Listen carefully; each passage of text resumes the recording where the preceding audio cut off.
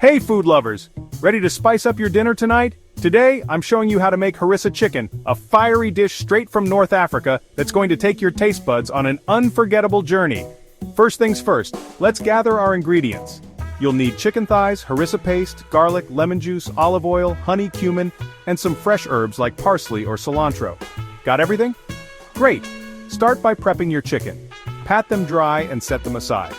Now, in a bowl, mix 2 tablespoons of harissa paste, 3 minced garlic cloves, juice of 1 lemon, a tablespoon of olive oil, a tablespoon of honey, and a teaspoon of cumin. Give it a good stir until it's all nice and combined. Next, coat the chicken thighs with this spicy blend. Make sure they're well covered. Let them marinate for at least 30 minutes. If you've got time, overnight is even better. This allows the flavors to really seep into the meat. When you're ready to cook, preheat your oven to 400 degrees Fahrenheit. Place the marinated chicken thighs on a baking sheet, pop them into the oven, and let them roast for 35-40 minutes, or until the chicken is cooked through and has a beautiful caramelized color. While the chicken is roasting, let's prepare a quick side to go with it. How about a refreshing cucumber yogurt salad?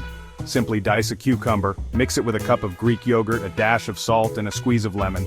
Perfect for balancing out the heat of the harissa, and there you have it, folks. Succulent harissa chicken with a cooling cucumber yogurt salad. A meal that's bursting with flavors and absolutely easy to make. Give this recipe a try and let me know in the comments how it turned out. Don't forget to like, subscribe, and hit that bell icon for more delicious recipes. Happy cooking!